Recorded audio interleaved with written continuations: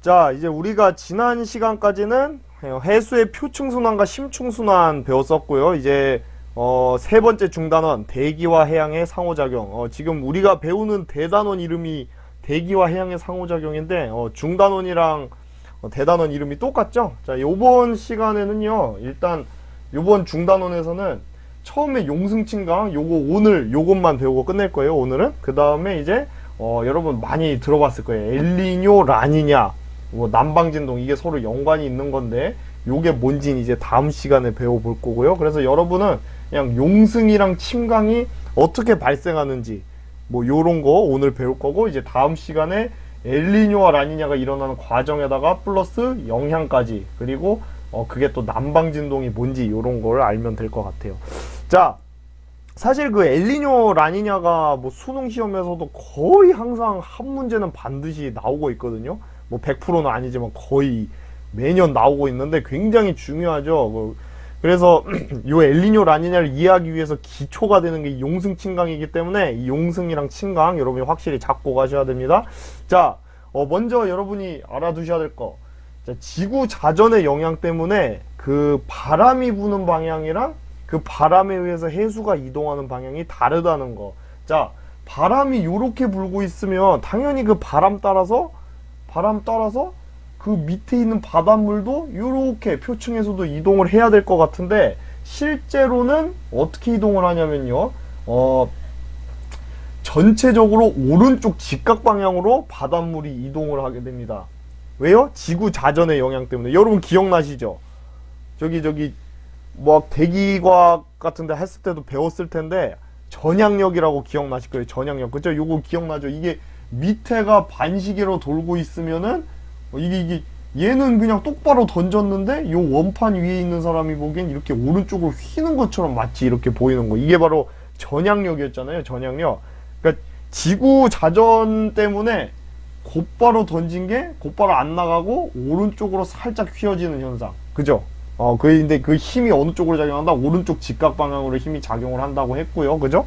자, 그게 또, 해수에서도 작용을 한다는 거예요. 무슨 말인지 아시겠죠? 그리고 다시 한번 강조하는데 여러분, 전향력은 이 스케일, 그러니까 규모가 굉장히 큰, 자연현상에만 적용이 돼요. 예를 들면, 막, 여러분이 뭐 분필 같은 거 장난으로 집어 던졌다. 그거 거의, 그거는 안 휜다고 봐도 무방할 정도로 미미하게 휘어요. 그러니까 거의 영향이 없는 거고, 막 대기가 움직인다던가, 해수가 움직인다던가, 아니면 미사일을 쏜다던가, 뭐 요런 식으로 좀 스케일이 큰 데만 주로 적용이 된다는 거. 그래서 마찬가지로 해양도 굉장히 스케일이 큰 자연현상이기 때문에 바람이 이렇게 불 때 바닷물은 오른쪽으로 휘어갖고 이렇게 오른쪽으로 이동을 한다는 거예요. 그리고 혹시 그냥 참고로 심화적으로 알려주면은 이게 이제 에크만이라는 사람이 발견을 해서 에크만 수송이라고 하기도 하고요. 근데 주로 이제 지구과학 2에 나오는 용어인데, 바람이 요렇게 불 때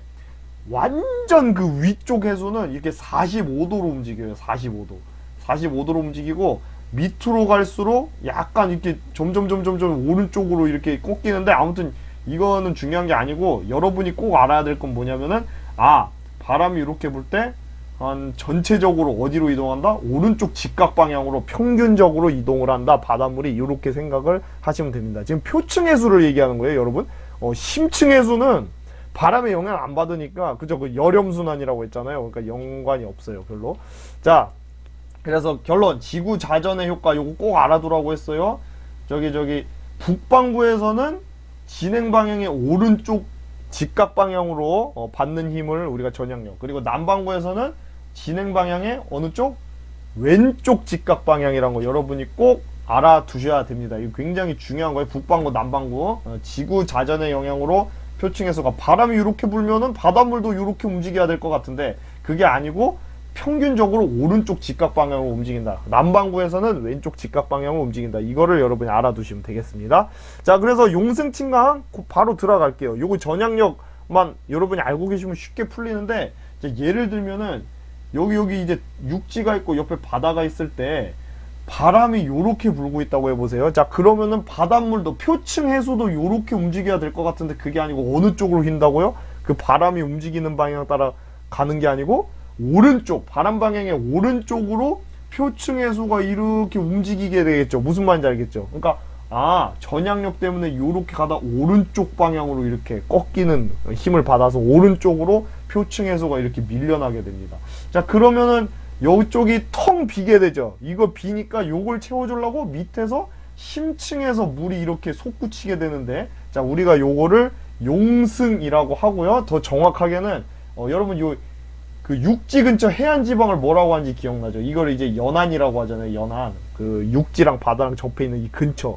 그래서 정확하게는 연안 용승 이렇게 부른다는 거예요. 이해되셨죠? 자, 그리고 침강은 뭐냐면요. 만약에 바람이 이렇게 불면 마찬가지예요.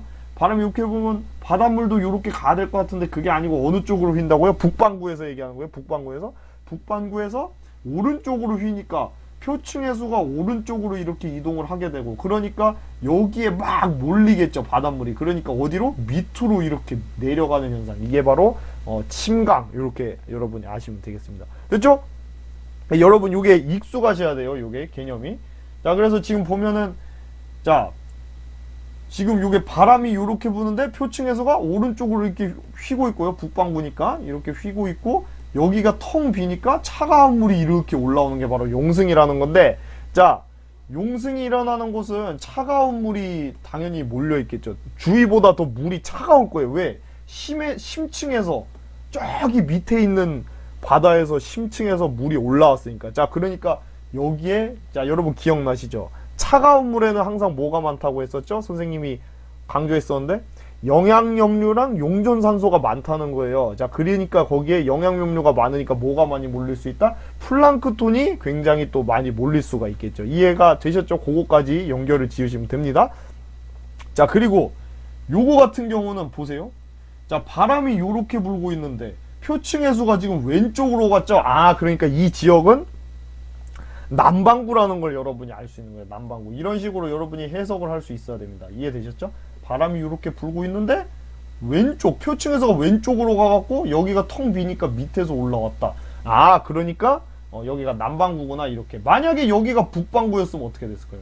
여기가 만약 북반구였으면 바람이 이렇게 불 때 물이 이쪽으로 막 쏠릴 거 아니에요. 그러니까 물이 여기 몰려가고 밑으로 이렇게 깊은 데로 내려갈 거란 말이죠. 침강이 일어났을 거예요. 이해가 되셨죠?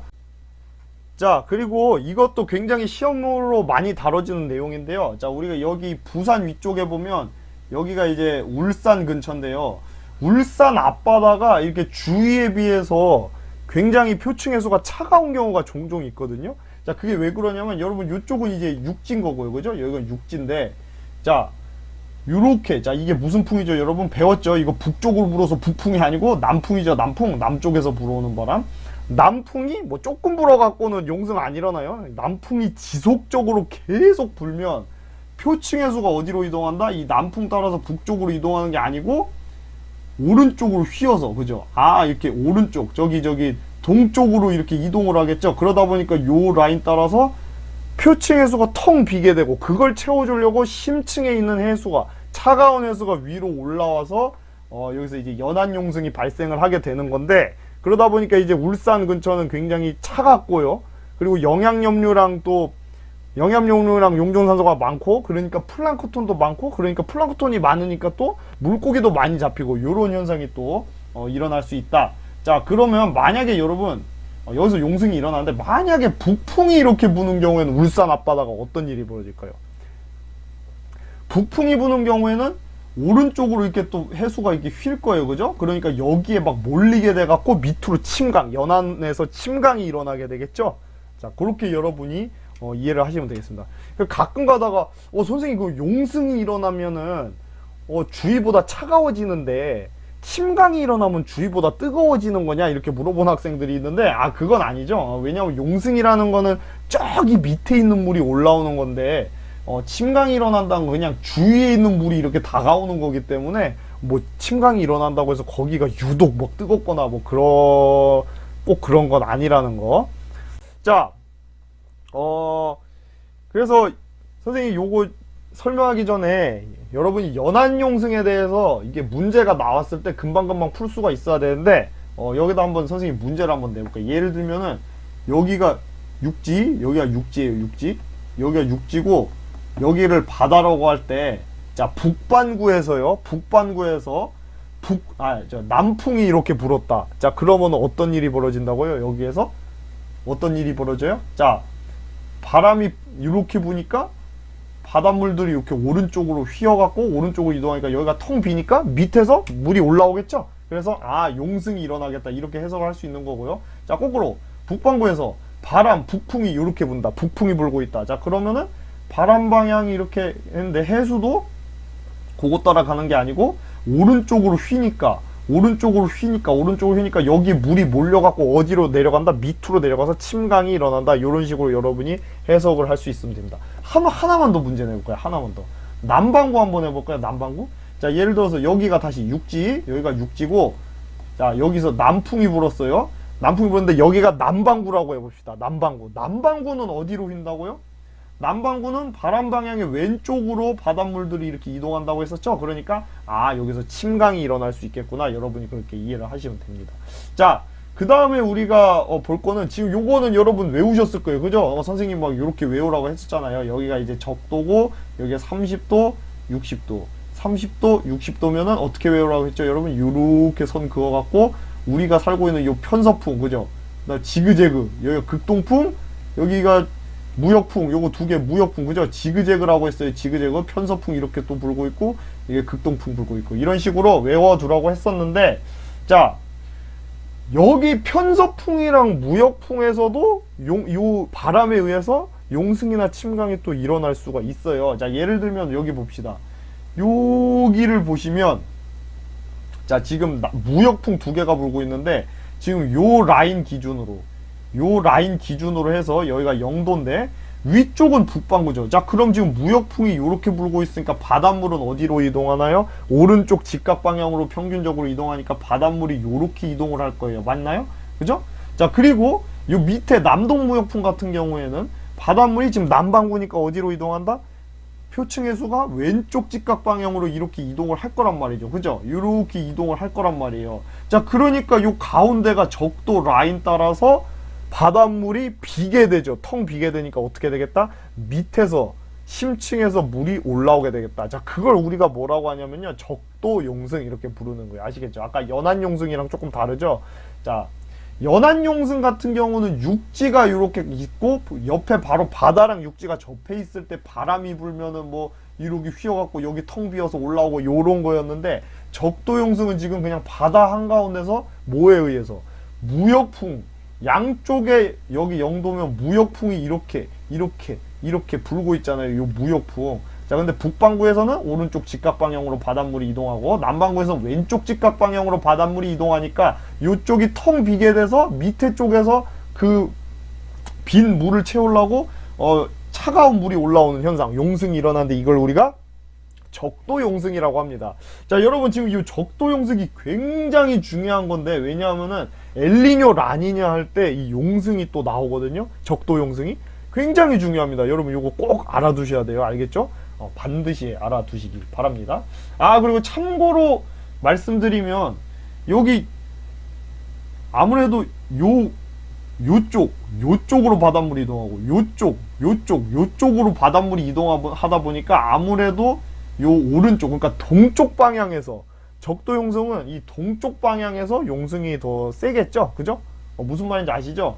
자, 다시. 이거 엘니뇨 라니냐 할 때 한 번 더 나오는 건데, 자, 보세요. 예를 들면 여기에 영도라고 하면 무역풍이 이렇게 불고 있잖아요. 무역풍이 이렇게 불고 있으면은 우리가 이제 태평양이 요쪽이 이제 서태평양이고 요쪽이 동태평양이라고 할 때 어느 쪽이 더 용승이 강하다고요? 동태평양이 적도 용승이 더 강해요. 왜냐하면 얘네가 요쪽 동태평양에서 멀어지는 쪽으로 바닷물이 이동을 하기 때문에 적도 따라서 적도 용승이 일어나긴 하지만 유독 어디가 강하다? 동태평양에서 적도 용승이 굉장히 강하고 여기가 차갑다. 여러분 이걸 미리 알아두시면 좋겠습니다. 자, 그리고 이제 고기압, 저기압에서 마찬가지로 또 용승이 일어날 수도 있는데요. 고기압, 저기압에서. 자, 우리가, 물론 이제, 고기압 같은 경우에 여러분 배우셨을 거예요. 고기압은 시계 방향으로, 이거 잘못 그렸죠. 시계 방향으로 바람이 이렇게 불어 나가는 거죠. 시계 방향으로 바람이 불어 나가는 건데, 이게 좀 복잡하니까 그냥 단순화 시켜갖고 이렇게 시계 방향, 시계 방향, 시계 방향으로 바람이 분다고 요렇게 만약에 우리가 표현을 한다고 하면은요. 자, 북반구에서 보면은 바람이 요렇게 불고 있으니까 오른쪽 직각 방향. 바람이 요렇게 불고 있으니까 오른쪽. 바람 요렇게 부니까 물은 오른쪽으로 이렇게 이동을 할 거 아니에요. 자, 그래갖고 고기압의 중심에서 강한 고기압이 이렇게 바다 위에 있는 경우에는 고기압 중심으로 물이 몰리게 돼가지고요. 그 몰린 물이 밑으로 내려가는 현상, 침강이 또 발생을 할 수 있다는 거. 자, 거꾸로요. 저기압 같은 경우는 여러분 아실 거예요. 저기압이 있으면 어떻게 된다고 했죠? 반시계 방향으로 바람이 불어 들어간다고 했었죠. 마찬가지로 이런 식으로 간단하게 나타내면 반시계 방향으로 뭐 이렇게 불어 들어가겠죠. 반시계 방향. 자, 그러면은 이 북반구에서는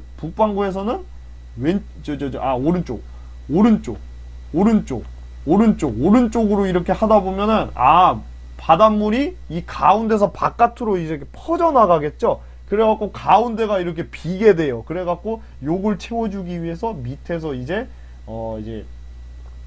차가운 물이 올라오는 용승이 일어날 수 있다는 거야. 그래서 여러분이 요거를 알아두시면 돼요.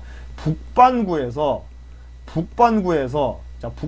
어떤 일이 벌어진다고요? 고기압 중심에서는 침강이 일어나고 저기압의 중심에서는 용승이 일어난다. 남반구에서는 어떻게 될까요? 만약에 남반구였다. 고기압 같은 경우 남반구였다. 그러면은 어떻게 될까요? 왼쪽 직각 방향으로 이렇게 퍼질 테니까 거꾸로 남반구에서는 고기압 중심에서 용승이 있을 수 있고요. 저기압 중심에서 침강이 있을 수 있겠죠. 이런 식으로 우리가 해석을 할 수 있다는 거예요. 자, 그런 의미에서 태풍 아시죠, 여러분? 태풍이 굉장히 강력한 저기압이잖아요. 저기압. 근데 북반구에서 태풍이 지나갈 때는 어떻게 되겠다? 오른쪽으로 이렇게 바닷물이 이동을 하다 보니까, 그죠? 이 바람 방향이 태풍에서 반시계 방향이라 했잖아요. 그러니까 가운데 이렇게 텅 비게 돼가지고 요걸 채워주기 위해서 심해에서 물이 올라오는 용승이 일어날 수 있겠다. 여러분 꼭 알아두시면 되겠습니다. 됐죠? 자, 됐고요. 그리고 여러분 요거 물어보는 친구들이 가끔 있는데, 요 그림을 보고 선생님 지금 태풍 중심에서 바깥으로 물이 빠져나가갖고 이렇게 바깥으로 물이 빠져나가니까 여기가 움푹해진다고 했는데, 예전에 분명 태풍에서 그 폭풍의 일 배울 때 바닷물이 이렇게 있는데 여기에 굉장히 강력한 저기압 태풍이 이렇게 있으면은 이게 빨아올려갖고 이렇게 바닷물이 올라간다고 선생님이 한번 얘기를 했었거든요. 근데 지금 태풍 중심에서 이게 왜 내려간다고 말하는 거예요? 이렇게 말하는데 그거는 좀 지구과학 원을 벗어난 내용이에요, 여러분. 그러니까 만약에 전향력에 의해서 표층에서가 이동하는 힘이 굉장히 강한 경우에는 이렇게 좀 움푹 들어갈 수 있겠고요.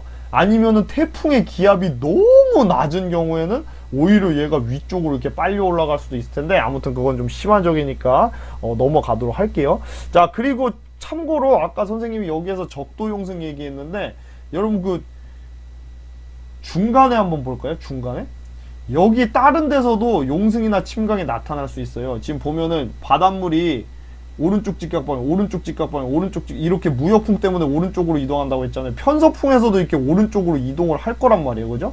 이렇게 오른쪽. 그러다 보니까 요 위도 30도에서는 뭐가 일어날 수 있겠다? 침강이 또 일어날 수 있겠죠. 그죠? 그런 식으로 여러분이 알아두시면 되겠습니다. 그리고 여기 위도 60도에서는 무슨 일이 벌어질까요? 위도 60도에서는 똑같이 오른쪽이니까 여기가 또 텅 비게 되겠죠. 그러니까 바다에서 또 위도 60도에서는 용승이 또 일어날 수 있겠다. 그렇게 여러분이 이해를 하시면 되겠습니다. 근데 일단은 적도 용승이 제일 중요해요. 왜냐하면 엘니뇨, 라니냐랑 연관이 있기 때문에. 자, 요게 이제 그 다음에 여러분이 알아야 될 건데, 용승이 일어나는 지역의 특징이 있어요. 대표적으로 세 가지인데, 이거는 뭐 당연한 거고요. 거기에 바닷물이 차가우니까 거기 용승이 일어나니까 당연히 차가운 거고, 그 주위에 있는 아까 우리나라에 있던 울진 있죠, 울진. 그런데도 이제 되게 차갑고 안개가 많이 발생할 수 있겠죠, 그죠? 자, 그리고 말했듯이 차가운 물이 심층에서 물이 올라오다 보니까 영양염류가 많고요. 또 용존산소량도 많은 데다가 영양염류가 많으니까 플랑크톤이 많이 번성하고, 자, 플랑크톤이 많다는 얘기는 물고기들이 많이 몰려서 좋은 어장이 형성될 수 있다는 거 여러분이 이렇게까지 알아두면 되겠습니다.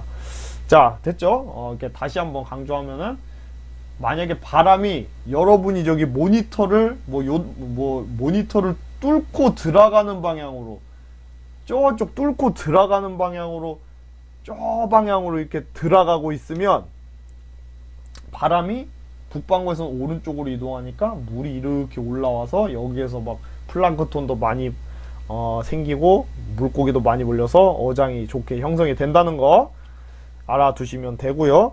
자, 그리고 이제 이 마지막으로 전 세계 지도를 보시면 아까도 말했을 거예요. 지금 이 같은 위도대는